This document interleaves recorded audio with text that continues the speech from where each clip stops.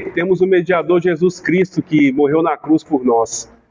Não foi pelas nossas próprias forças, mas sim porque foi a vontade dele em nos trazer este dia hoje. Então vamos dar a ele o culto da forma que ele merece. Amém? Curva essas cabeças, vamos orar em nome do Senhor Jesus. Pai, estamos aqui hoje porque o Senhor determinou que estivéssemos, ó Deus. Estamos aqui para te glorificar e exaltar o teu santo nome. Pai querido, então nos capacita para isso, pois sabemos que tudo vem de ti, que é o Senhor que nos dá a capacidade de te adorar, o Senhor que nos dá a capacidade de te buscar, de te servir.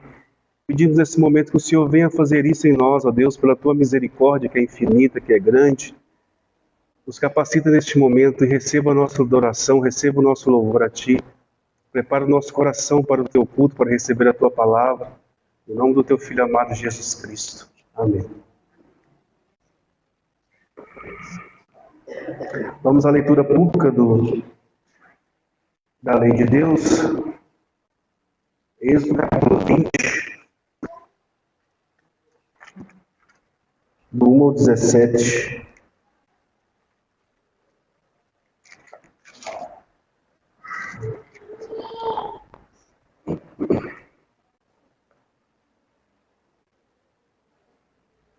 E Deus falou todas estas palavras. Eu sou Yahvé, o Senhor, teu Deus, que te fez sair da terra do Egito, da casa da escravidão. Não terás outros deuses além de mim.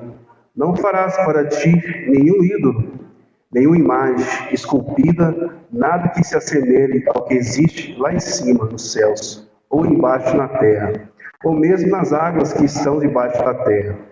Não te prostrarás diante desses deuses, e não os servirás, porquanto eu, o Senhor teu Deus, sou um Deus ciumento, que puna a iniquidade dos pais sobre os filhos, até a terceira e quarta geração dos que me odeiam, mas que também ajo com amor até a milésima geração, para aqueles que me amam e guardam os meus mandamentos. Não pronunciarás em vão o nome de Yahvé, o Senhor teu Deus, porque não deixará impune qualquer pessoa que pronunciar em vão o seu nome. Lembra-te do dia do sábado para santificá-lo. Trabalharás 6 dias e neles realizará todos os teus serviços. Contudo, o 7º dia da semana é o sábado, consagrado a Yahvé, teu Deus. Não farás nesse dia nenhum serviço, nem tu, nem teu filho, nem tua filha, nem teu escravo, nem tua escrava, nem teu animal, nem os estrangeiros que estiverem morando em tuas cidades. Porque em 6 dias eu, o Senhor, fiz o céu, a terra, o mar e tudo o que neles há. Mas no 7º dia descansei. Foi por esse motivo que eu, o Senhor, abençoei o sábado e o separei para ser um dia santo.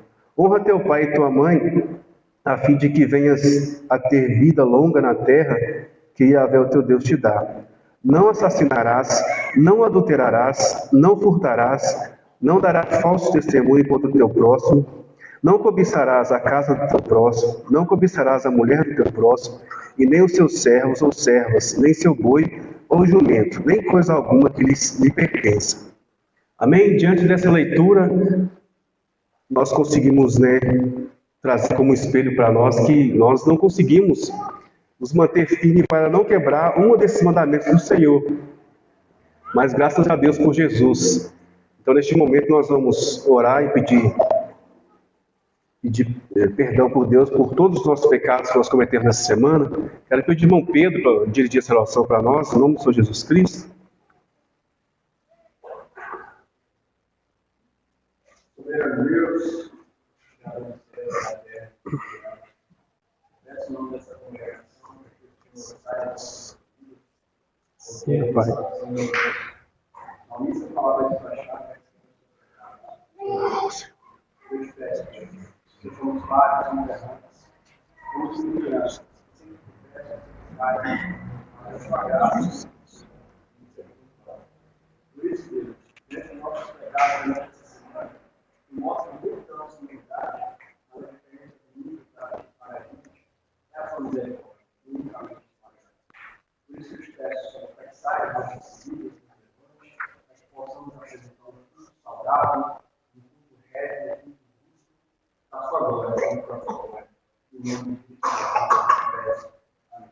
Amém.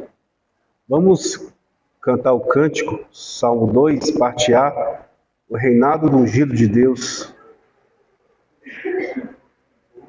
Que se amontinam as nações, cresçam os povos sempre em vaidades.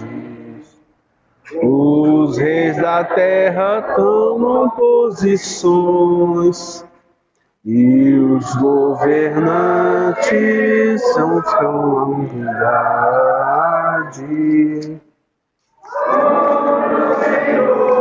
E contra seu ungido,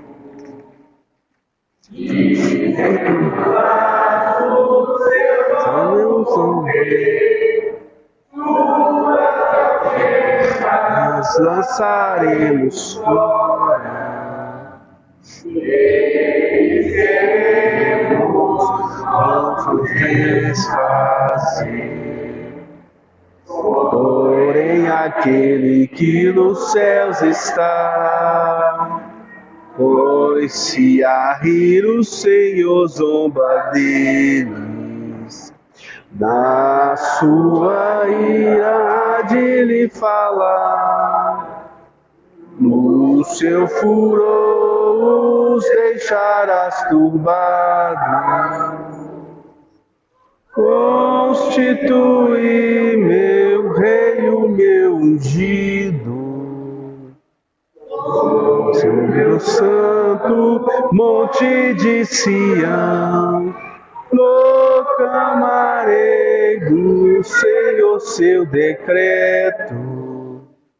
Disse: és meu filho, hoje te gerei. Pede-me a minha heredar as nações.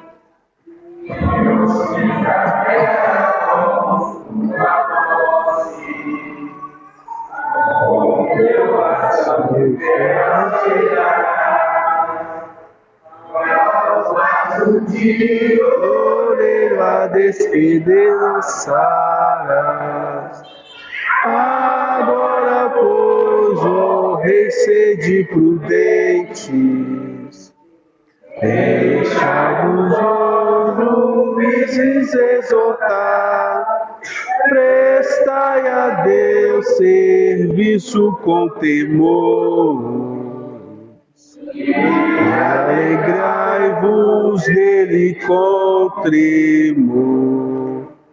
Veja o Filho ungido do Senhor, para que a sua ira não se acenda, e no caminho ainda pereçais, quando em breve seu foro se levantar.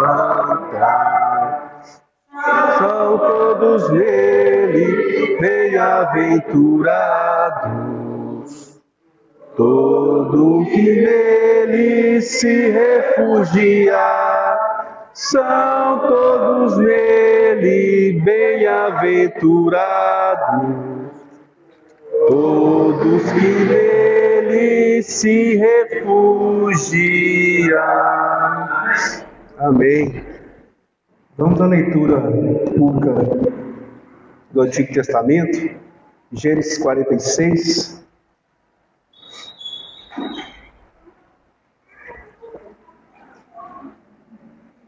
Pode se assentar, por favor.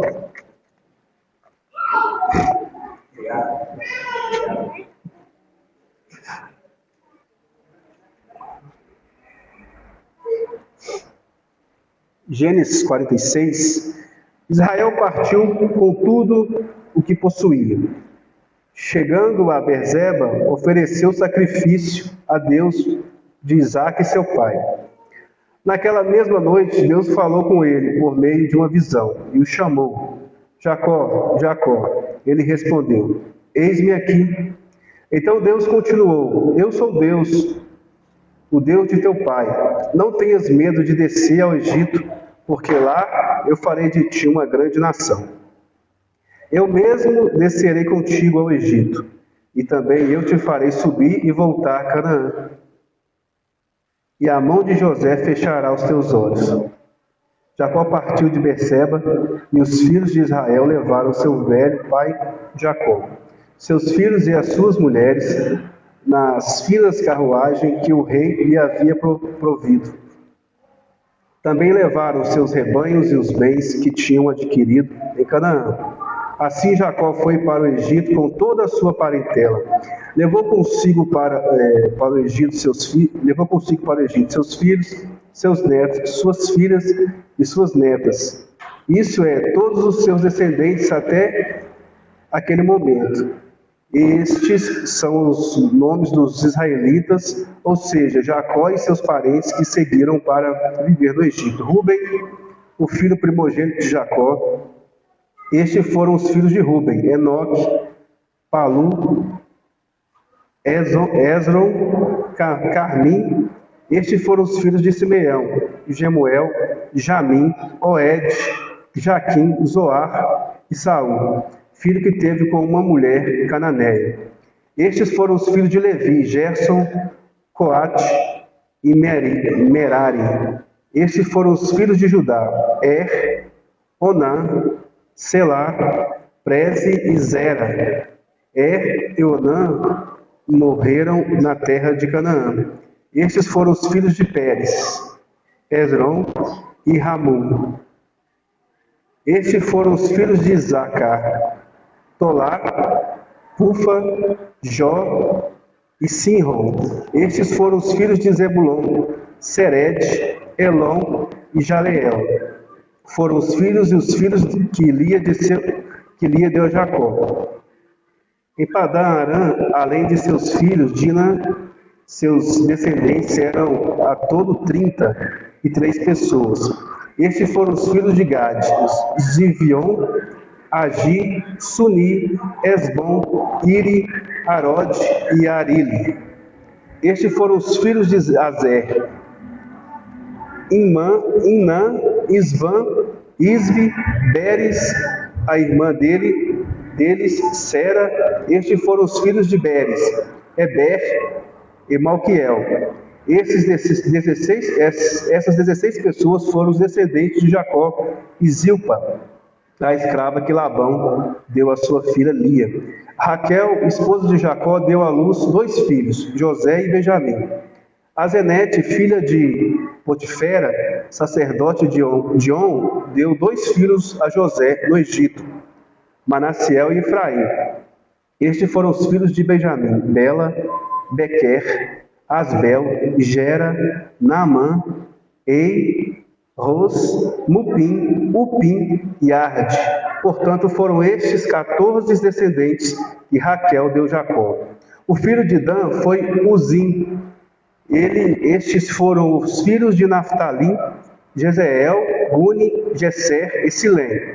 Foram estes os 7 descendentes que Bila, escrava de Labão, ofertou a sua filha Raquel, deu Jacó.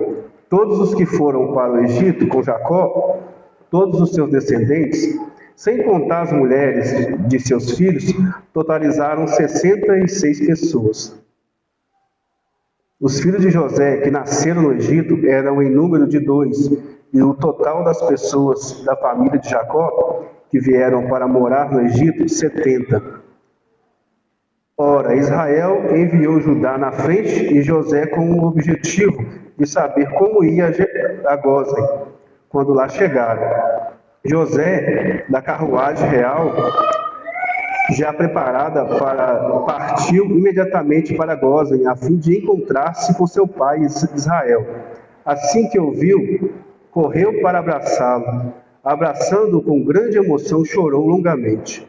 Então Israel declarou a José: agora, pois, já posso morrer em paz, porquanto vi o teu rosto e sei que estás vivo.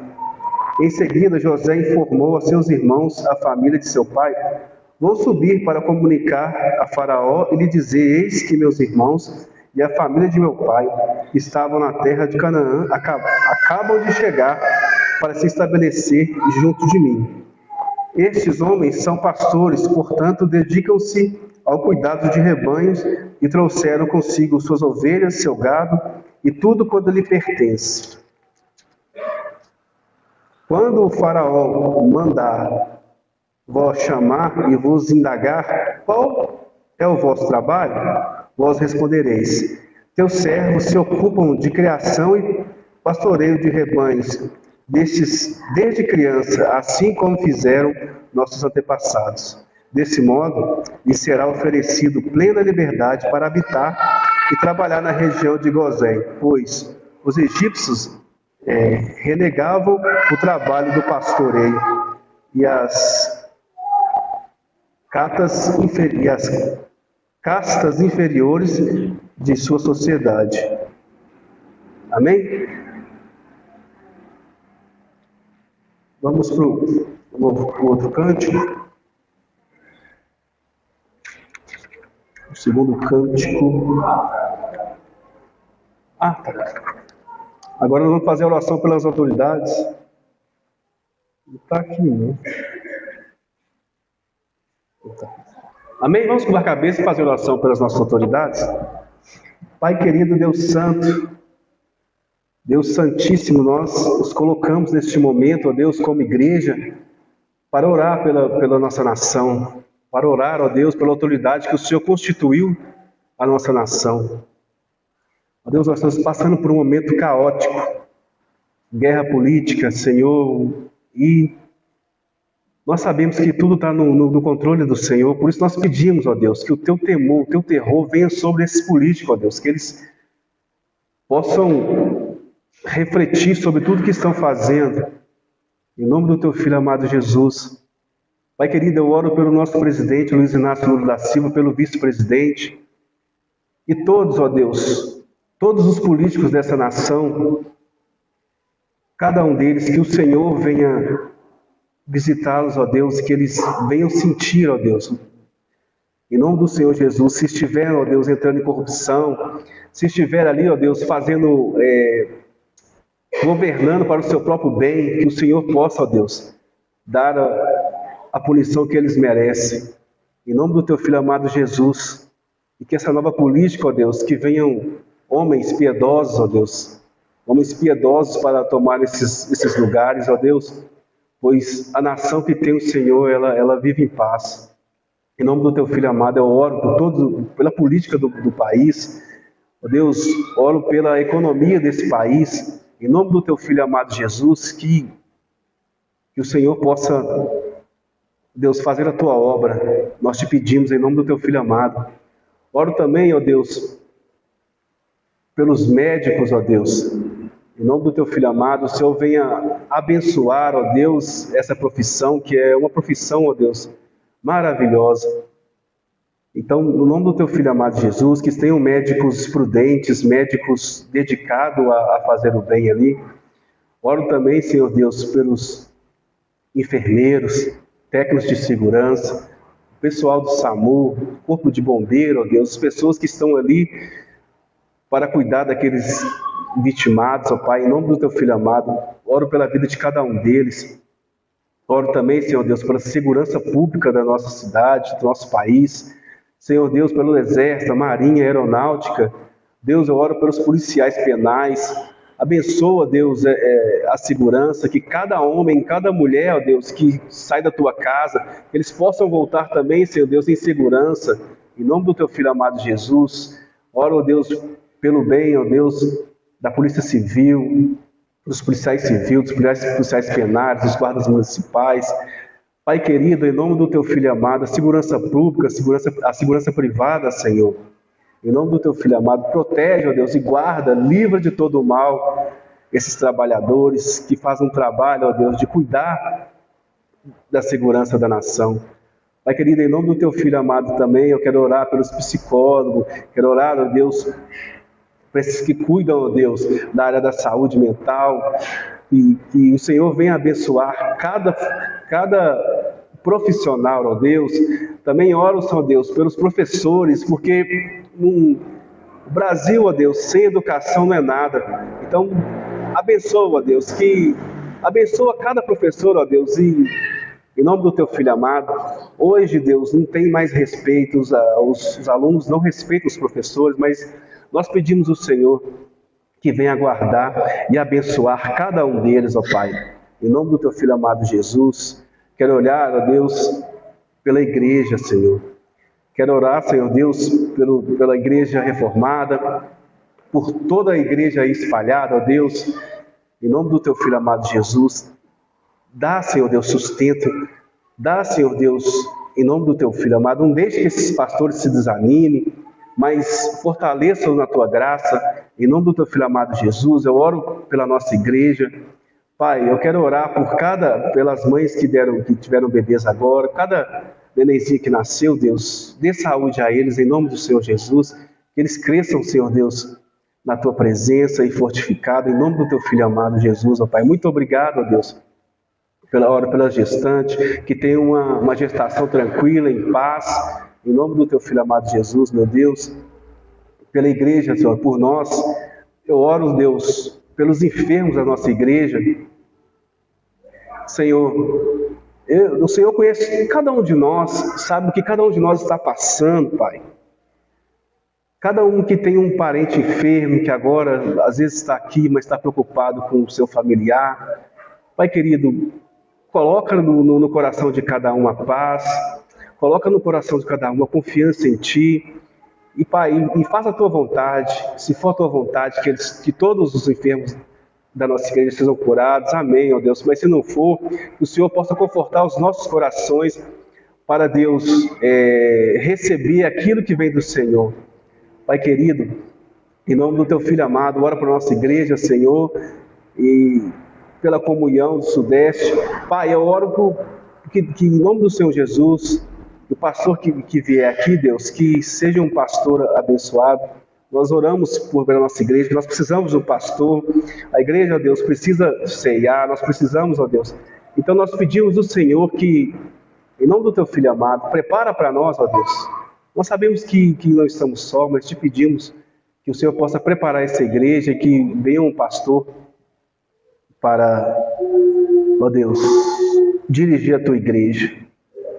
E o nosso pastor é o Teu Filho amado Jesus. É no nome dele que nós te pedimos isso. Amém.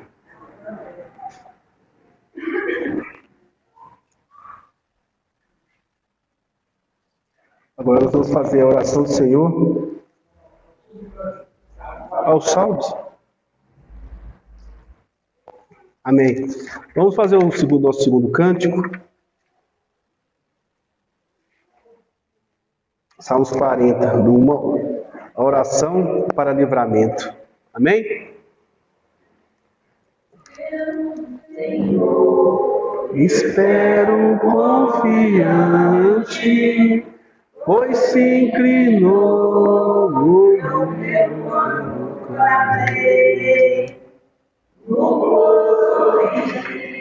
no tremedal de lama, Senhor, chama-me, Senhor.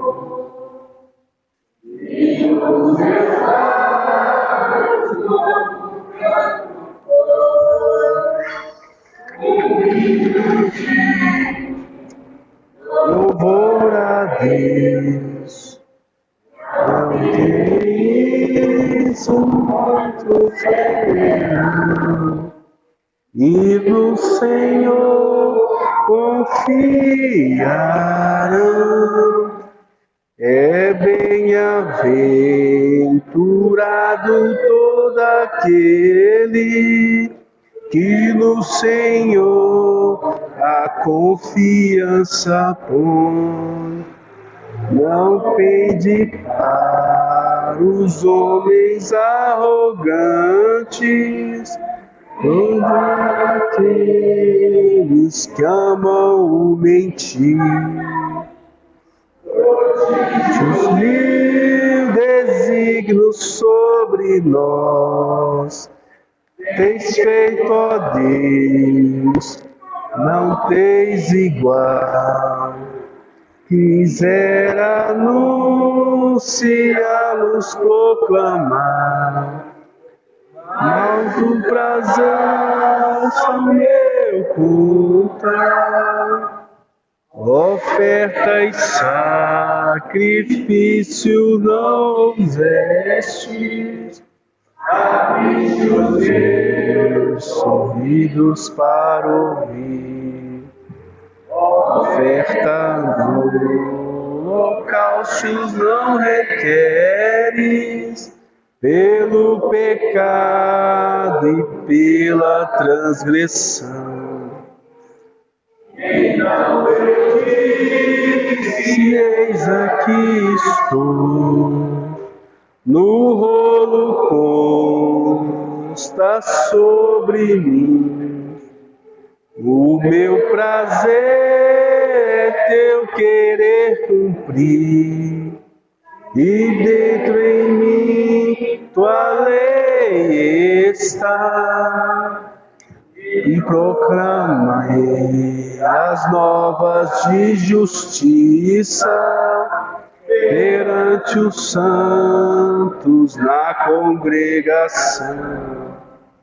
Tu sabes que jamais cerrei os lábios, tu bem o sabes, ó Senhor meu Deus.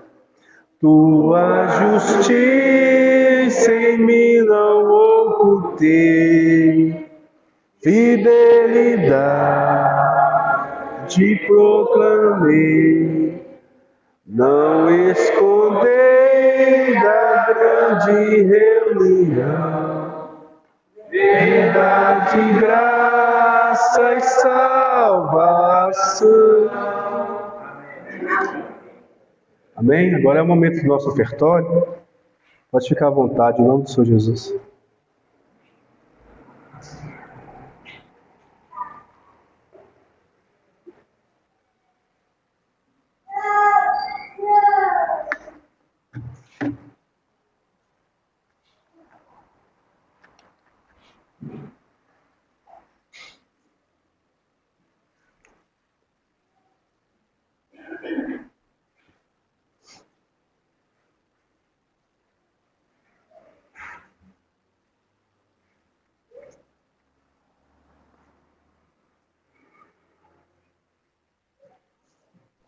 Vamos fazer a oração do Senhor, toda a congregação.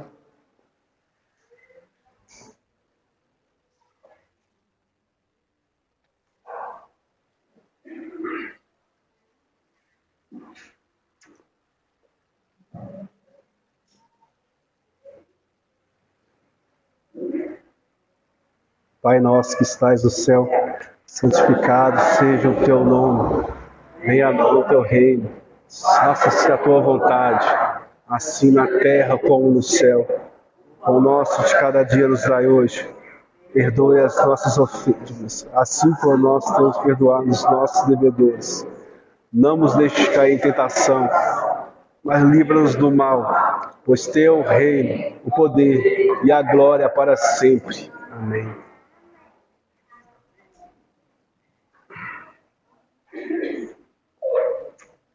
Agora é o momento da pregação. Vou orar por você.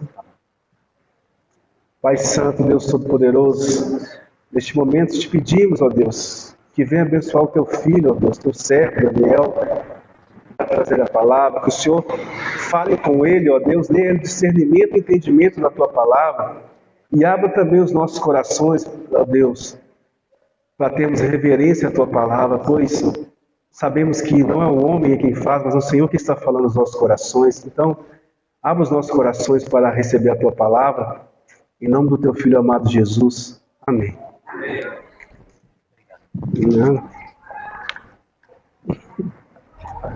Amém. Irmãos, carta do apóstolo Paulo à igreja de Filipenses, versículo 3 ao 11.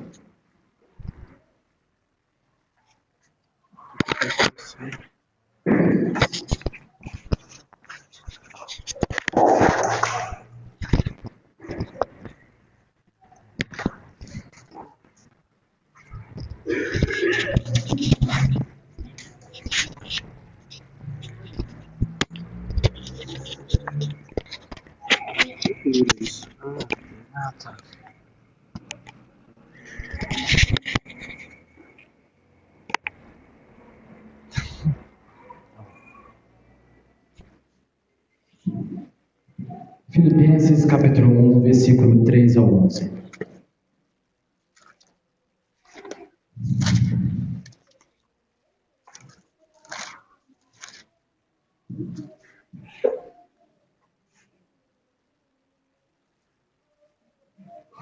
Aqui essa carta é chamada Carta da Alegria, também por muitos teólogos estudiosos. Vai nos ensinar a ter alegria no momento de tribulação, várias outras formas. É mencionada alegria aqui de 9 a 10 vezes o termo alegria aqui. Vai tratar também bastante sobre comunhão. Dito isso, irmão, vamos à leitura. Filipenses capítulo 3. Filipenses capítulo 1, versículo 3 a 11. A palavra de Deus diz assim: Dou graças ao meu Deus por tudo que recordo de vós, fazendo sempre com alegria súplicas por todos vós, em todas as minhas orações, pela vossa cooperação no Evangelho, desde o primeiro dia até agora. Estou plenamente certo de que aquele que começou boa obra em vós há de completá-las até o dia de Cristo Jesus. Aliás, é justo que eu assim pense de todos vós, porque vos trago no coração, seja nas minhas algemas, seja na defesa e confirmação do Evangelho. Pois todos sois participantes da graça comigo. Pois minha testemunha é Deus, da saudade que tenho de todos vós, na eterna misericórdia de Cristo Jesus. E também faço esta oração, que o vosso amor aumente mais e mais em pleno conhecimento e toda a percepção, para aprovardes as coisas excelentes e sedes sinceros e inculpáveis para o dia de Cristo, cheios do fruto de justiça, o qual, esse fruto, é mediante Jesus Cristo, para a glória e louvor de Deus. Irmãos, pode se assentar. Quando os irmãos vão se assentando, abre a Bíblia em Filipenses capítulo 4, versículo 11.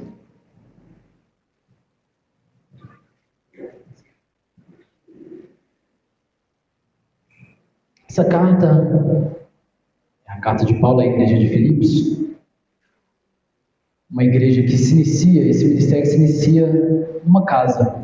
A maioria das igrejas no Novo Testamento se inicia numa casa, na casa de Lídia.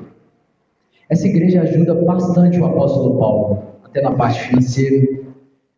Lembra? Note que o apóstolo Paulo recorda de vocês com alegria, vai ser mais tratado aqui para frente.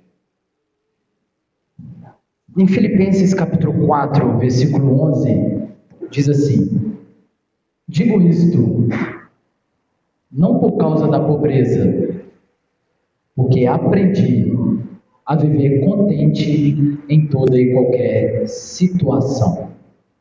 O verbo mais profundo desse texto é o verbo aprender. Note, ele fala, eu aprendi. Se ele aprendeu é porque ele não sabia. É plenamente possível a gente aprendermos também. O apóstolo Paulo não sabia viver contente em toda e qualquer situação. Ele aprendeu. E vamos procurar aprender também a aplicar isso. Isso é bom. Essa carta também vai tratar muito de comunhão, né? De acordo com o pastor Batista, que é o Warren W. Weisberg, o pastor Batista dos Estados Unidos, ele traz uma analogia sobre comunhão de uma forma muito diferente. Comunhão não é só simplesmente quando a gente se reúne num churrasco com os irmãos. É comunhão? É. Comunhão não é só simplesmente a gente jogar futebol, os homens em si, os irmãos da igreja, se reunir, fazer uma comunhão, as mulheres se reunirem com as mulheres. É comunhão, é sim, mas é muito mais profundo. O termo comunhão no original é ter em comum. Eu tenho algo em comum com você, por isso que eu tenho uma comunhão com você. Comum, união. Por isso, irmãos, a comunhão cristã está muito mais ligada a uma comunhão entre o povo cristão do que com o povo do mundo. Um exemplo, se você gosta muito mais de estar com os amigos da faculdade, com os amigos do trabalho, e não gosta de estar com seus irmãos em Cristo, que é o que vocês têm em comum. O que vocês têm em comum? Um só Deus, Cristo Jesus. Uma só fé, um só ensinamento, uma só doutrina. Você tem isso em comum com o povo de Cristo. Se você gosta muito mais de estar com o povo mundano, com o povo do mundo, com os amigos da faculdade, do que com os amigos de Cristo, você precisa rever algumas coisas muito sérias. Talvez você não entendeu o que é o corpo de Cristo, ou talvez você nunca esteja no corpo de Cristo, ou talvez você nunca amou o corpo de Cristo verdadeiramente. O cristão, ele tem comunhão com os outros porque ele tem algo em comum. Um só Jesus, um só Cristo, um só Senhor. Por isso que temos essa comunhão. Nós temos isso em comum. Essa carta vai tratar muito sobre isso. É mencionado comunhão aqui umas 4 vezes ou mais. Disso isso, Paulo aqui está impedido de visitar as igrejas, né? A maioria das cartas de Paulo, note que ele está preso, né? E não é diferente com a igreja de Filipe. Note que no primeiro versículo, Paulo está impedido de visitar as igrejas, mas ele pode orar por elas. Ele não pode falar de Deus a todos os homens, porque ele está preso, ele não consegue falar de Deus a todos os homens, ele está limitado, ele só consegue através de carta. Mas Paulo, ele pode falar livremente com Deus a favor dos homens. Paulo não está impedido com a boca. E ele destacamos aqui 2 pontos iniciais, né? O primeiro, Paulo está preso, mas a palavra não está algemada. Paulo é prisioneiro de Cristo, mas ele não é de César. Ele é prisioneiro de Cristo, ele serve a Cristo. Sua agenda é dirigida por Deus e não pelos homens. As circunstâncias podem estar fora do seu controle, mas jamais fora do controle de Deus. Os homens podem colocar algemas nele, mas jamais aprisionar a palavra de Deus. Paulo está preso, mas a palavra está livre. Paulo tem limitações geográficas, mas a palavra tem livre curso nas orações, nos corações. O segundo ponto aqui é que Paulo está impedido de ter comunhão com os irmãos. Ele não consegue estar naquele momento em Filipos, mas ele não está impedido de ter uma comunhão diferente, que é a comunhão de espírito. Ele está ligado com os irmãos de forma em comunhão de espírito. Ele não está impedido de orar por eles. A oração toca o mundo. A oração desconhece limites geográficos, barreiras étnicas ou culturais. Um crente de joelhos, ele pode influenciar o mundo inteiro. Na sua soberania, Deus estabeleceu agir na história em respostas às orações do seu povo. Paulo está impedido de viajar até Filipos. Teve um profeta que ele, orando a Deus, parou a terra por algum momento.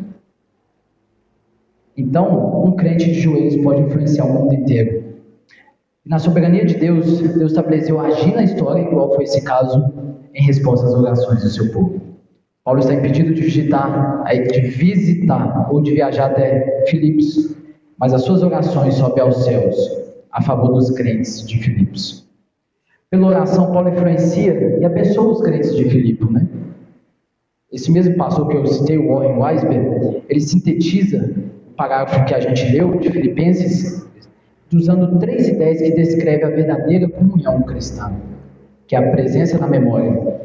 Os crentes estão na memória de Paulo a todo momento. A comunhão também é a presença no coração. O apóstolo Paulo recorda deles de alegria, vamos tratar disso. E a presença também nas orações. Vamos examinar esse texto, né, do verso 3. Dou graças ao meu Deus por tudo que recordo de vós. Olha isso, recordo. O ponto principal aqui é que o apóstolo Paulo ele recorda da descrição das igrejas de Filipe, uma recordação que traz uma gratidão. Há recordações que a gente lembra que ferem o nosso coração, abatem o nosso espírito e provocam grande dor. Há reminiscências amargas e lembranças dolorosas. No entanto, aqui, quando Paulo volta ao passado e se lembra da igreja de Filipos, seu peito enche-se de doçura, a sua alma é inundada de grande gratidão. Na cidade de Filipos, Paulo foi preso, açoitado ilegalmente, com varas, ele foi jogado num calabouço, colocado no tronco, humilhado diante do povo. Contudo, nessa mesma cidade, Paulo plantou uma igreja ali, que foi a coroa da sua alegria. Está lá no capítulo 4, versículo 1, depois dei uma lida. Essa igreja se tornou a sua maior parceira do ministério, que é essa igreja de Filipos, sustentando até em Tessalônica, sustentou ele também em Corinto, também em Roma. Tem um teólogo que diz, que é o Bruce B. Barton, ele diz que a igreja de Filipos trouxe a Paulo muita alegria, e ela trouxe pouca dor. Tem um segundo ponto aqui, nesse versículo, que ele fala assim: dou graças ao meu Deus por tudo que recordo de vós, que é uma recordação que produz glória ao nome de Deus. Ele fala assim: eu dou graças a Deus. Aqui está fazendo uma doxologia. Ele fala: Paulo não está grato apenas pelo que venceu, mas ele glorifica a Deus por tudo aquilo que vem à sua memória. Ele dá graças a Deus.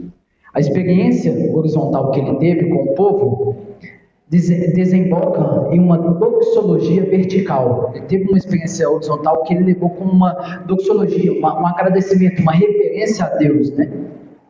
Dou graças a Deus. Paulo lembra-se de como Deus abriu o coração de Lídia, que iniciou esse ministério na igreja de Filipos, na casa dela, no contexto de lá. Como foi aqui também. Essa igreja Batista Reformada, inclusive, se alguns não sabem, iniciou na casa da irmã Roberta, Felipe, das crianças. Iniciou numa casa aqui também. E Paulo lembra-se de como Deus abriu o coração de Lídia para ela crer, e como depois abriu o seu lar para acolher os obreiros. Lembra-se também de como Deus abriu as portas da prisão de Filipos, onde ele e Silas estavam encarcerados, e como o carcereiro abriu as portas da sua casa para cuidar deles. Em Filipos, Paulo viu a mão poderosa de Deus trabalhando na igreja por intermédio dela. Outra coisa, ele lembra aqui de uma intercessão cheia de alegria, nesse versículo 4. Ele fala assim, fazendo sempre, no versículo 4, pode acompanhar na Bíblia, com alegria, súplicas, ou súplicas por todos vós. É que coloca toda a igreja de Filipos, em todas as minhas orações. Uma intercessão aqui, o que é uma intercessão, para quem não sabe? É um orar por alguém. Ele está orando por alguém, isso é uma intercessão.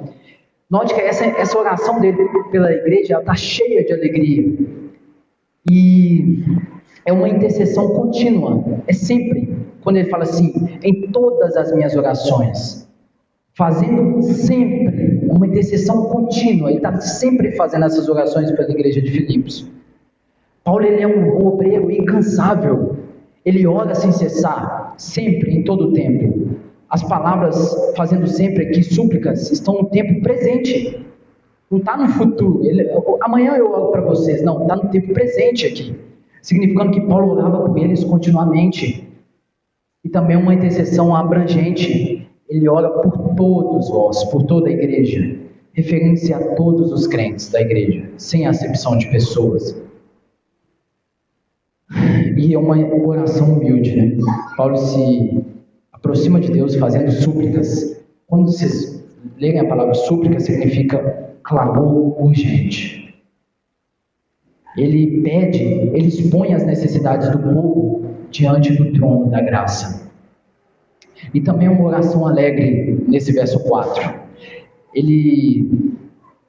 Essa carta, por isso que essa carta é também chamada a carta da alegria, né? William Barclay, ele alista 10 razões para a alegria dessa epístola. A primeira razão é a alegria da oração cristã, que é o versículo que a gente leu. Fazendo sempre com alegria, súplicas ou por todo vós em todas as minhas orações. Vai um pouquinho mais para frente, no versículo 18. Olha o apóstolo Paulo falando, essa vai ser a alegria de ver Jesus sendo proclamado. Olha no verso 18. Todavia, que importa? Uma vez que Cristo, de qualquer modo, está sendo pregado, que por pretexto, que por verdade, também com isto me regozijo. Sim, eu sempre me regozijarei. Isso aqui é uma alegria. A primeira alegria, que é o verso 4, é a alegria da oração cristã. A segunda é a alegria de ver Jesus sendo proclamado. A terceira alegria, um pouquinho mais para frente, no versículo 25, é a alegria da fé. Note: e convencido disto, estou certo de que ficarei e permanecerei com todos vós para o vosso progresso e gozo da fé. A alegria da fé. A quarta alegria aqui, que é uma oração alegre, é a alegria de ver os cristãos unidos. Olha, capítulo 2, versículo 2, um pouquinho mais para frente. Olha que completai a minha alegria, vocês completam a minha alegria, de modo que penseis a mesma coisa, um só pensamento, comum união, tenhais o mesmo amor, sejais unidos de alma, tendo o mesmo sentimento. Uma igreja unida. Um lema aqui da nossa igreja, que a gente busca zelar por isso, é unidade e transparência. Por isso que também que as igrejas zelavam, as igrejas das Escrituras. Então aqui ele está vendo aqui, ele está se alegrando de ver os cristãos unidos. Um pouquinho mais para frente, no versículo 17, ele vai trazer aqui a alegria do sofrimento por Cristo. No versículo 2, no capítulo 2, no versículo 17, ele fala assim: entretanto, mesmo que eu seja oferecido por libação sobre o sacrifício e serviço da vossa fé, eu alegro-me, e com todos vós me congratulo.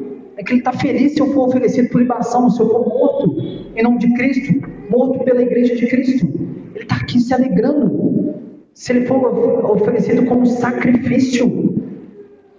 E aqui, essa é a quinta parte que da alegria, da intercessão alegre por Paulo, né? A sexta parte é da alegria do encontro com a pessoa amada, que é o capítulo 2, versículo 28. Por isso, no versículo 28, no mesmo capítulo 2, ele tanto mais me apresso em mandá-lo, para que vendo-o novamente vos alegreis e eu tenha menos tristeza. Aqui era uma alegria de ele encontrar uma pessoa amada. E um cristão, essa é a alegria de um encontro com a pessoa amada. A sétima alegria aqui é a alegria da hospitalidade cristã. É o versículo 29. Ele fala assim: recebei-o, pois no Senhor, com toda a alegria, e honrai sempre a homens como esse. Aqui estava enviando um irmão para a igreja de Filipos. E aqui ele está trazendo a alegria da hospitalidade cristã. A oitava alegria é de estar em Cristo, que é o capítulo 3, versículo 1. Ele traz assim: quanto ao mais, irmãos meus, alegrai-vos no Senhor. Alegria de estar em Cristo. A mim, não me dê gostas, é a segurança para vós outros que eu escrevo a mesma coisa. Essa é a alegria de estar em Cristo. A nona alegria é de ter ganhado uma alma para Cristo. Capítulo 4, versículo 1. Ele fala assim: portanto, meus irmãos, amados e muito saudosos, minha alegria e coroa, sim, amados, permanecei deste modo firmes no Senhor. E a décima alegria é o versículo 10 do capítulo 4, que diz assim: a alegria na dádiva recebida. Qual foi a dádiva que o cristão recebeu? Ele diz assim: alegrei-me sobremaneira no Senhor, porque agora uma vez mais renovaste a meu favor o vosso cuidado, o qual também já tinhais antes, mas vos faltava oportunidade. Salvação, Cristo, comunhão dos irmãos, igreja em Cristo, uma só união, é a alegria dessas dádivas recebidas. Então vamos lá. Isso faz parte também de uma oração alegre do apóstolo Paulo. Por isso que ele sempre recorda dessa igreja, com alegria. Um agradecimento também cheio de entusiasmo, no versículo 5 ao 8. Vamos ver esse agradecimento de Paulo em Filipenses, versículo 5 ao 8. Capítulo 1, versículo 5 ao 8. Primeiramente, vamos no versículo 5. Ele fala assim: pela vossa cooperação no Evangelho, desde o primeiro dia até agora. Note, os filipenses eram cooperadores no Evangelho, sustentando Paulo financeiramente e de forma também espiritual, intercedendo por Paulo como ministro, sustentando, dando um apoio de longe, dando apoio às outras igrejas. Então ele manifesta esse agradecimento pela cooperação deles no Evangelho, dessa igreja de Filipos. E também ele faz um agradecimento também a Deus pela segurança da salvação, que é uma doutrina que é a perseverança dos santos. Ele fala assim no versículo 6, leiam comigo, versículo 6 de Filipenses. Estou plenamente certo de que aquele que começou Cristo, começou a boa obra em vós, há de completá-la até o dia de Cristo Jesus. Não é pelo seu esforço, irmão, é pelo esforço do Espírito Santo. O mesmo Deus que iniciou é uma promessa, ele falou assim, ele há de completar essa obra. Perseverança dos santos. Paulo afirma, a salvação é uma obra exclusiva de Deus, e ele a levará em bom termo. Outra forma que ele manifesta o agradecimento aqui, ela pela estreita relação fraternal, ao versículo 7 e 8. Pois minha testemunha é Deus. Olha, como se fossem irmãos, é como se aquela igreja fosse toda a família dele, um relacionamento fraternal, como se fosse um irmão, como se fosse um pai, uma mãe que estivesse ali. Ele fala assim, pois minha testemunha é Deus.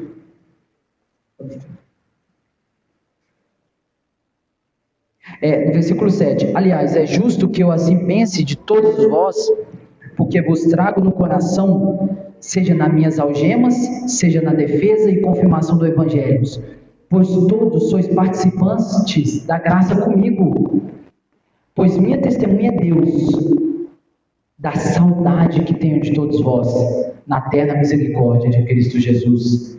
Paulo tem por esses irmãos um amor fraternal, ele tem um amor no coração, ele ama com o mesmo amor de Cristo, esses irmãos. Na mente, ele lembra deles de forma contínua, nas orações, ele intercede para eles fervorosamente. J.A. Moutier, ele diz que essa oração de Paulo é sobretudo também uma oração por crescimento. Amor mais amor, no verso 9. Paulo pede que o amor dos filipenses cresça em conhecimento e discernimento. Olha o verso 9. Um amor que discerne, que sabe distinguir o que é de Deus e o que não é. Ele fala assim, e também faço essa oração, que o vosso amor aumente mais e mais em pleno conhecimento e toda a percepção. O crente tem que ter essa percepção. Ele tem que estudar as escrituras. Ele tem que saber o que aquele pastor está pregando. Ele tem que discernir isso, se aquilo é de Deus ou não é. Ele tem que ter essa percepção. E o apóstolo Paulo ora por essa igreja. Deus aumente essa percepção. E outra coisa, a partir do verso B, o amor deve ser nutrido pelo conhecimento, que é a percepção espiritual, essa que eu expliquei. É o dom do Espírito Santo também, que ilumina o coração e a mente para compreender, crer e amar a verdade de Deus revelada em Cristo e em sua palavra. Ele olha para que o Espírito Santo dê isso para a igreja de Filipos, para que esse amor continue sendo nutrido dessa igreja, que eles tenham esse amor pelo conhecimento das Sagradas Escrituras, que eles saibam distinguir através do Espírito Santo, que eles saibam, tenham a mente, o coração para compreender, para crer, para amar a verdade, para proclamar a verdade de Cristo com convicção, sem dúvidas. E como cresce esse amor? Nutrido pelo conhecimento, estudar as Escrituras. Igual o povo de Bereia. Não era só um ministro da igreja de Bereia que sabia o conhecimento, era toda a igreja. E para que esse amor deve crescer? 3 coisas: para provarem as coisas excelentes, para serem sinceros e inculpáveis, e para estar preparados para a segunda vinda de Cristo. E como que esse amor deve se manifestar? Verso 11.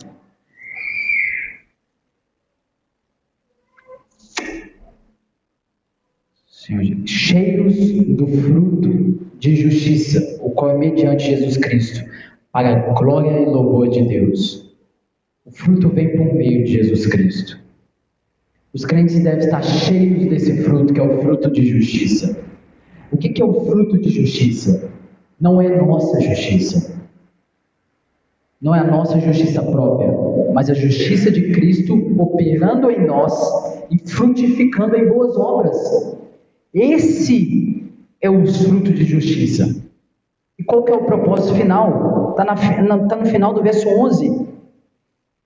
Tudo é para a glória e louvor de Deus. Ele fala assim, o qual é mediante Jesus Cristo para a glória e louvor de Deus. Todas essas atitudes do cristão, todas as boas obras, tudo para a glória e louvor de Deus, louvor de Cristo. J.I. Moutier, ele conclui. Obrigado, irmã. Obrigado. Ele conclui. O Pai, que é o verso 6, note que ele, aqui no verso 6 ele diz assim: estou plenamente certo que aquele que começou com a obra há de completá-la até o dia de Cristo Jesus, né? O Pai trabalha para a glória do Filho. O Filho, que é a partir do verso 11, trabalha para a glória do Pai. Paulo, mesmo preso, ele transborda em amor e intercessão pelos filipenses, mesmo preso. Sua oração revela uma profunda gratidão, uma segurança na salvação, um ardente desejo de que o amor deles cresça em conhecimento e frutifique a glória de Deus.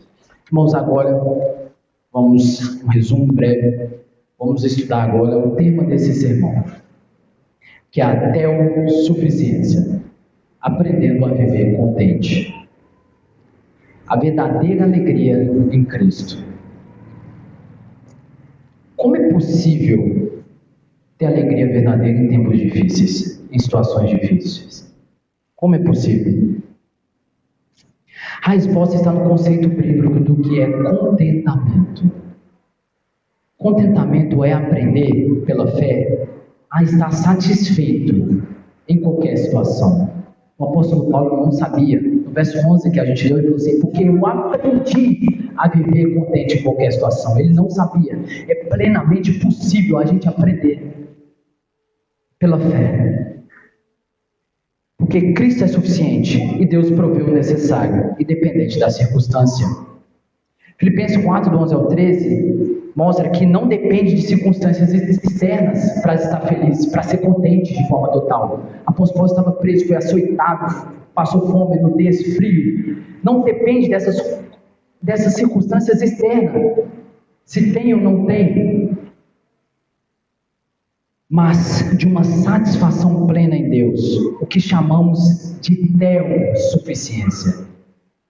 Deus como a nossa suficiência, não é autossuficiência, auto vem de mim, eu sou suficiente, não. Os cristãos, os apóstolos, eles tinham a teossuficiência. Teo em grego é Deus, então é ter suficiência somente em Deus. Esse vai ser o sentido da ministração, a teossuficiência. Essa palavra contente significa, de forma original o termo em si, significa pleno, suficiente. É uma expressão que denota que alguém está nesse estado de espírito. Ele não sente falta de mais nada. Isso que é estar contente. Por exemplo, é a mesma ideia que temos de Salmos, versículo 23. Vamos abrir as escrituras, irmãos, Salmos, versículo 23. Se vocês não pegam nas escrituras durante a semana, hoje vocês vão estudar isso aqui. Hoje vocês vão ler. Vocês vão meditar nisso aqui. Salmos 23, que é a academia do cristão, abrir e fechar a Bíblia. Versículo 1, olha esse versículo, gente.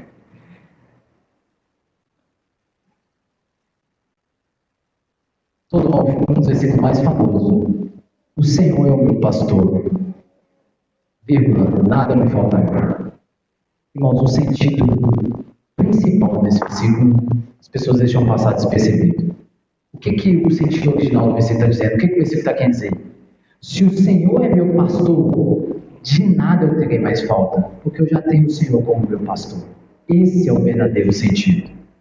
Quando o salmista diz isso, o Senhor é meu pastor e nada me faltará, o sentido básico é: eu não vou sentir mais falta de nada, pois eu já tenho Cristo como meu pastor. Quando o salmista diz isso, já que eu tenho o Senhor como meu pastor, eu não preciso de mais nada para me satisfazer, para me completar. O cristão já é completo com Cristo. Isso que o salmista quis dizer. O termo, portanto, contente, não é apenas uma alegria passageira, não é aquele sorriso momentâneo, porque ouvimos uma anedota, uma piada, não é isso.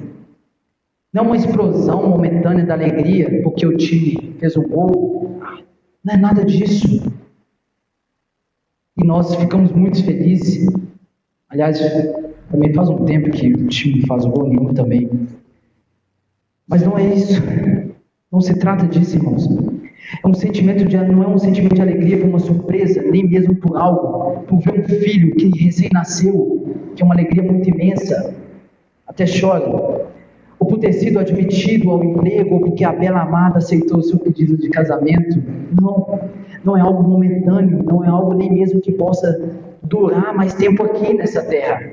A ideia mesmo é suficiência. O apóstolo Paulo, ele usou esse termo, por exemplo, na segunda parte dos Coríntios, no capítulo 9, no versículo 8. Abre a Bíblia também, cara. Segundo aos Coríntios, capítulo 9, versículo 8.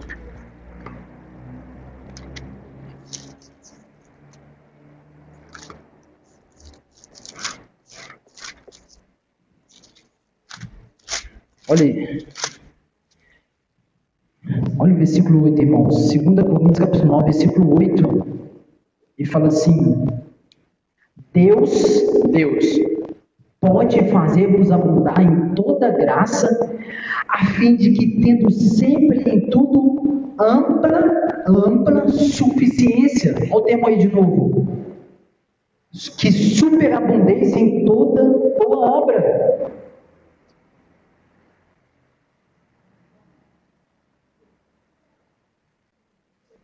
Em contrapartida, Paulo disse aos Coríntios: Deus pode fazer-vos abundar em toda graça, a fim de que tudo, em tudo tenham ampla suficiência, que é superabundância em toda obra, para que vocês estejam plenos. Esse é o sentido, para que vocês estejam completos. O cristão, que tendo Cristo como pastor, ele é completo. Agora, onde as pessoas, até mesmo crentes, buscam essa alegria e elas falham. Muitas procuram felicidades em fontes erradas. Irmãos, o Rodrigo está ali. Pensei que tinha acontecido alguma coisa com ele saiu. Muitos procuram felicidades em fontes erradas. A primeira delas é em si mesmo, que é a autossuficiência. As filosofias, como o estoicismo, pregavam que a felicidade vem do autocontrole e da independência emocional. Só que temos um problema aí. O coração humano é enganoso, de acordo com Jeremias 17:9. Não podemos encontrar alegria duradoura em nós mesmos. Você já buscou tanto aquela roupa e comprou? Durou quanto tempo você ficar alegre depois de enjoar dela? Aquele carro que você queria tanto, comprou, quanto tempo depois passou alegria? Aquele trabalho, descobri que esse trabalho, todo mundo aqui é chato, já perde aquele brilho. Eu queria tanto esse trabalho na Fiat, na Coca-Cola, depois está doido para sair de lá. Tudo que você buscar alegria em si mesmo é duradouro. Tem tempo, tem fim. E principalmente nós mesmos, quantas vezes já mudamos o corte de cabelo? Não, esse corte aqui, André. Várias vezes com o André Caldeira ali, cortava meu cabelo. Não, esse é o corte, eu mudei na outra semana. As alegrias em nós mesmos, a autossuficiência é completamente duradoura, tem fim.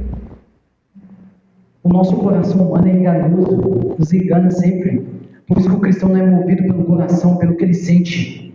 É movido pela vontade de Deus. Você é servo de Cristo, você não é servo de si mesmo. Você é servo de Cristo, Cristo é o seu Senhor. É Cristo que manda. Um servo não tem vontade própria, o servo faz a vontade do seu Senhor. Isso é ser cristão. É fazer a vontade de Cristo. E tem outras formas que também até crente busca a alegria e falham, que é nas coisas materiais. Riqueza, sucesso, conforto são temporários. E temos um problema aqui também. A felicidade baseada em bens materiais desaparece com as crises. Basta ter um carro, basta ter uma crise para você vender esse carro, vender essa casa. Não coloque sua felicidade em bens materiais. Me dê uma coisa criada nesse mundo que é eterna. O ferro? O ferro é infinito, a validade dele, Coloque ele numa cachoeira, deixa a água passando nele todo dia, vai enferrujar, apodrecer, sumir. Nada aqui criado é constante, tudo é inconstante. Somente o que é eterno é constante. Então, alguns cristãos, até mesmo crentes, procuram nas coisas materiais. A felicidade baseada em bens materiais desaparece com as crises. Também busquem outras pessoas. Quem já viu que, eu não vivo sem meu marido? Seu poste de ídolo é o seu marido. Não vivo sem minha esposa, seu poste de ídolo é sua esposa. Não vivo sem meus filhos, seu poste de ídolo é o seu filho. Você não pode viver sem Cristo, meu filho. Claro que nós humanos temos um apreço pelas pessoas que passam na nossa vida. Somos apegados, normal, somos humanos. Temos emoções, temos sentimentos. Mas que isso não seja o seu contentamento, que não seja a sua alegria completa. Você vai falhar, essa pessoa vai decepcionar você. Essa pessoa tem uma coisa que chama pecado. Todas as pessoas que colocou a alegria total dela em uma pessoa falhou, se decepcionou. E não foi a pessoa que te decepcionou, foi a expectativa que você colocou nessa pessoa. Foi essa expectativa. Você não viu ela como uma pessoa pecadora, como uma pessoa falha. Relacionamentos são importantes, mas pessoas falham, decepcionam e mais ainda, mais triste, pessoas morrem. Então a sua alegria vai ter um prazo de validade. Se a sua alegria é uma pessoa, ela vai ter um prazo de validade. Um dia ela vai morrer. Aí você não vai ser mais alegre? Colocar felicidade em alguém é muito arriscado, pois todos nós somos imperfeitos. Romanos 3 fala que não há um justo sequer, não há ninguém que faça o bem. Outra forma que até mesmo o crente coloca alegria é na religião, nas obras e rituais.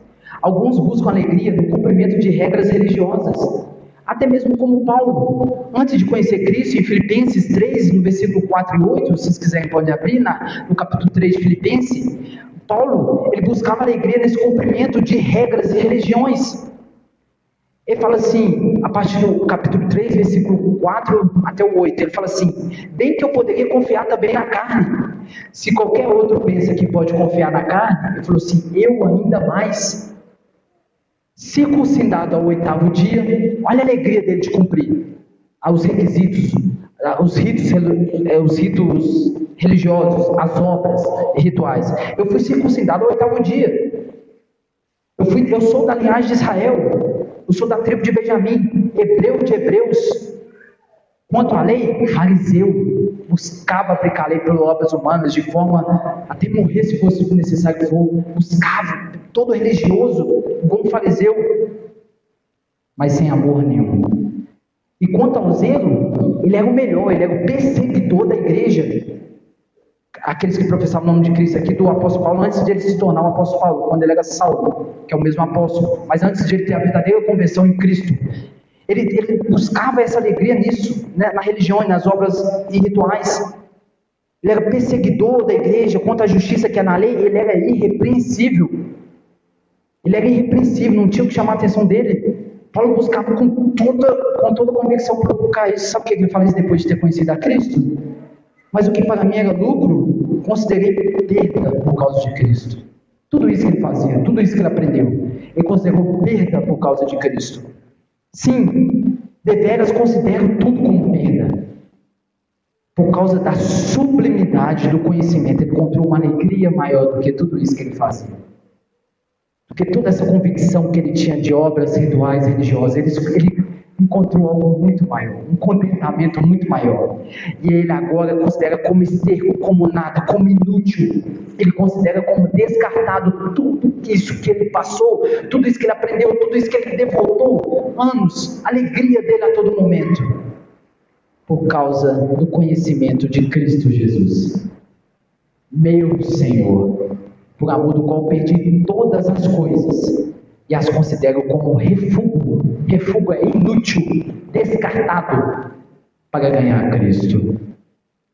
E aqueles que colocam a alegria nessas religiões e obras rituais, temos mais um problema. A religião sem Cristo é vazia. A verdadeira alegria vem do relacionamento com Deus, não de rituais. Isso me faz lembrar Salomão também. No fim da carta de Eclesiastes, ele dá um conselho para os jovens, né? Ele fala assim: jovens, eu busquei, também serve para nós como cristãos, eu busquei alegria nas mulheres, teve 700 e muitas. Eu busquei alegria na riqueza, até hoje encontro a riqueza de Salomão, o homem mais rico que já pisou na terra. Eu busquei alegria em reinos, tive muito, em castelos, tive muito.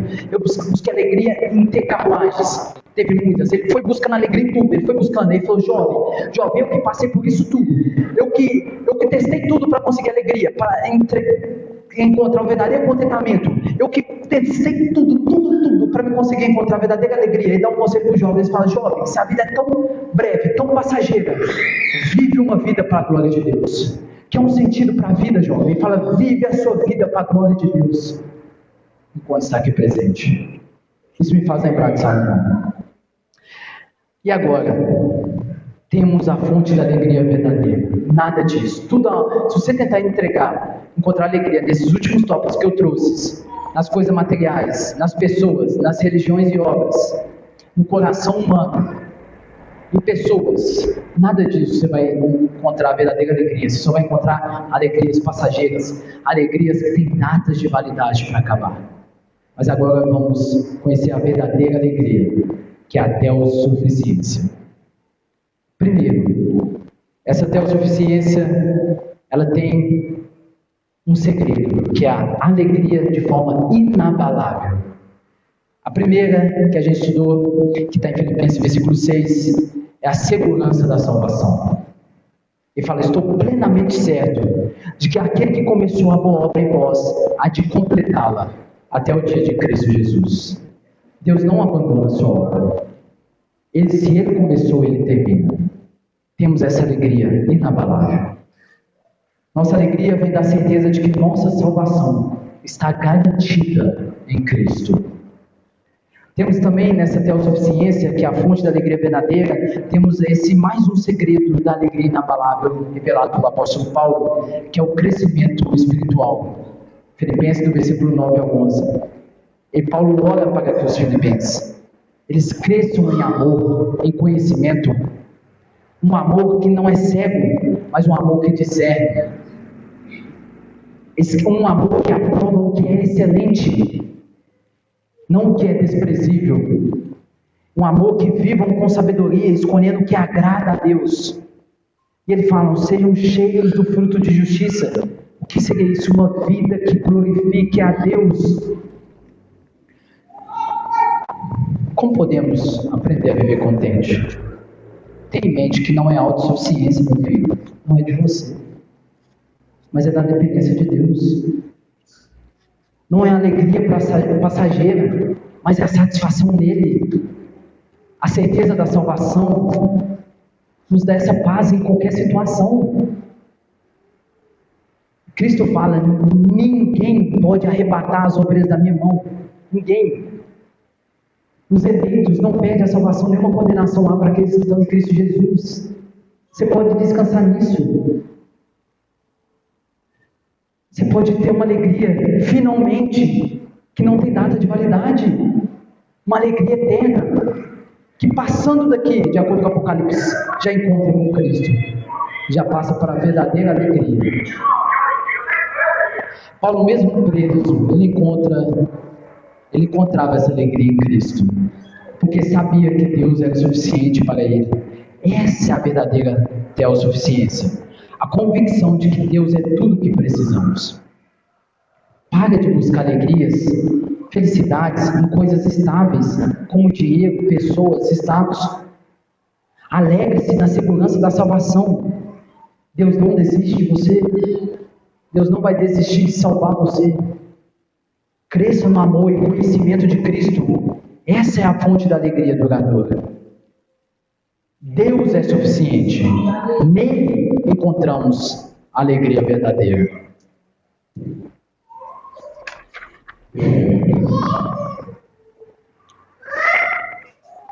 As coisas excelentes para o apóstolo Paulo aqui, gente, é Jesus. Jesus Cristo é o resumo disso tudo.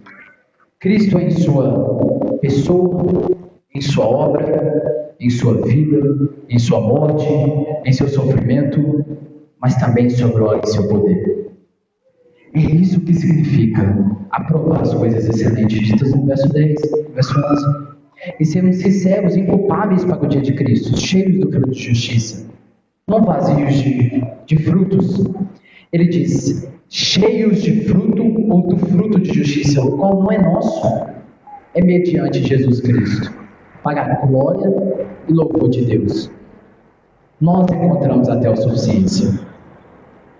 Não é a autossuficiência. A verdadeira felicidade, Cristo. Alegria duradoura, alegria verdadeira, contentamento, quando confiamos no Deus que começou a boa obra em nós, que vai assim completá-la, garantindo ela até o fim.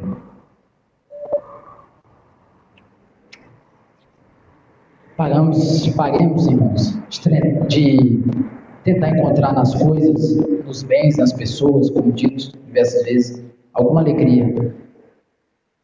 São tudo, não é duradouras, não são invencíveis, não são plenas. Vamos abandonar de forma aplicável aqui toda a nossa busca religiosa, legalista, igual os fariseus, ou espiritualista, que seja para a felicidade, porque não vamos achar. Porque esse caminho não conduz ao pleno contentamento, só conduz a uma autojustificação. Vamos aprender de verdade a buscar na fonte verdadeira, única que é Deus. Alegrai-vos sempre no Senhor. É o que o Paulo fala muito no capítulo 4. Alegra-vos sempre no Senhor. Ali que está a alegria. Alegrai-vos sempre. Isso é teossuficiência. Deus é suficiente para nós. Ele é o nosso pastor. E como diz o Salmista 23, nós não teremos falta de nada. O contentamento de Paulo, do apóstolo Paulo, não é teoria, mas é uma realidade experimentada nas celas romanas. Note a condição externa de Paulo: cela, preso. Não é só uma teoria, foi uma realidade experimentada. Ele está dizendo isso porque ele aprendeu e agora ele pode aplicar. Ele aprendeu a estar contente em qualquer situação. Ele está numa cela e ele está aplicando isso e mostrando para nós. Ele precisou passar para as coisas mais difíceis para aprender isso. Experimentou nas celas esse contentamento de Paulo, experimentar essa alegria que ele viu, que ele estava contente por ter Cristo. Nas piores condições que a gente nem imagina passar. Mas Paulo tinha Cristo, ele estava contente. Ele tinha até a suficiência. A suficiência somente em Deus. E se funcionou lá, na prisão, funcionará em qualquer circunstância que enfrentamos hoje. Teve um antigo pastor que escreveu que ele fala assim: Deus é mais glorificado em nós quando estamos mais satisfeitos nele. Quer que Deus esteja mais glorificado em você? Esteja mais satisfeito nele. Essa é a essência da teossuficiência. Encontrar em Deus tudo o que precisamos para uma alegria que nenhuma prisão pode conter. Essa é a teossuficiência. Encontrar em Deus tudo o que precisamos, que nenhuma prisão pode conter essa nossa alegria. Irmãos, algumas perguntas para a gente ir meditando nessa semana sobre tudo isso. Se todos nós, como igreja, fosse lembrar de você em oração, poderia fazê-lo com alegria ou com peso no coração?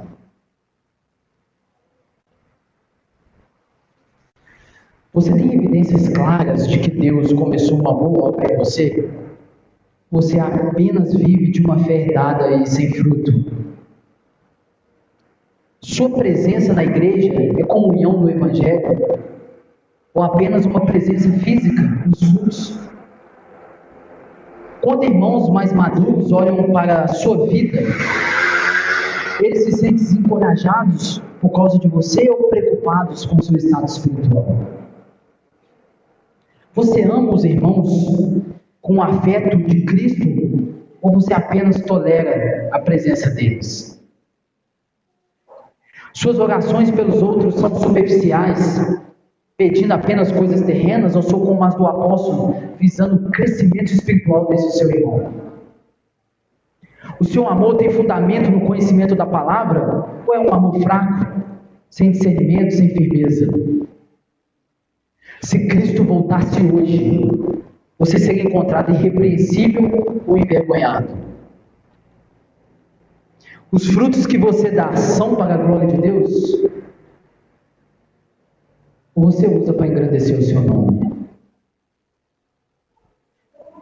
Você vive consciente de que o dia de Cristo se aproxima? Ou vive como se ele nunca fosse voltar?